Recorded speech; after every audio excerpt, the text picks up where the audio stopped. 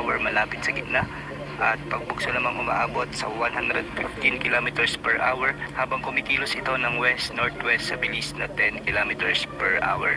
Dahil nga dito, nakataas na ang tropical cyclone wind signal number 2 sa northeastern portion ng mainland Cagayan at ang eastern portion ng Babuyan Islands. Ang mga lugar na ito ay posibleng makaranas ng mga malalakas na pagulan at pagbugso ng hangin sa susunod na 24 oras.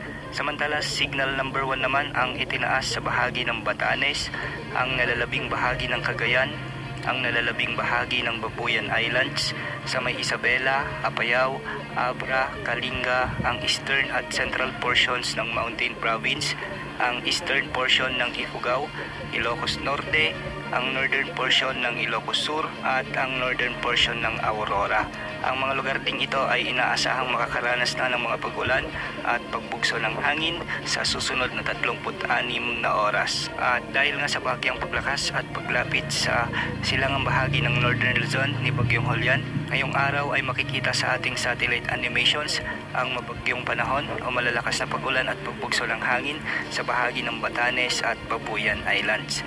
Ang mga lugar na ito ay posibleng makaranas ng mga malalakas hanggang sa matitinding pagulan na posibleng magdulot ng mga biglang pagbaha at pagguho ng lupa. Samantala, asahan naman ang maulang panahon na may mga paminsan-minsay pagbugso ng hangin sa bahagi ng mainland Cagayan, Isabela, Apayao at Ilocos Norte.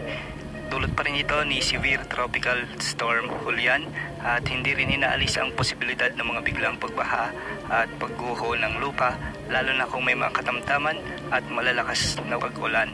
Samantala, makakaranas naman ng maulap na kalangitan na may mga kalat-kalat na pagulan at pagkidlat pagkulog ang Central Luzon, Quezon Province, Camarines Norte, Camarines Sur, Catanduanes, Ilocos Sur, La Union, Pangasinan, Cordillera Administrative Region at ang Cagayan Valley.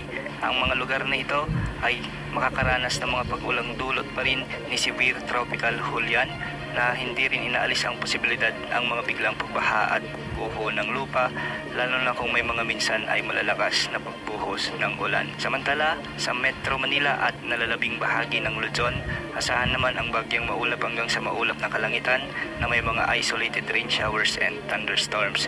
Ito ay dulot naman ng trough o extension ni Severe Tropical Storm Julian. At sa nalalabing bahagi ng ating bansa, sa may Visayas at Mindanao, localized thunderstorms naman ang iiral lalo na pagsapit ng hapon o gabi.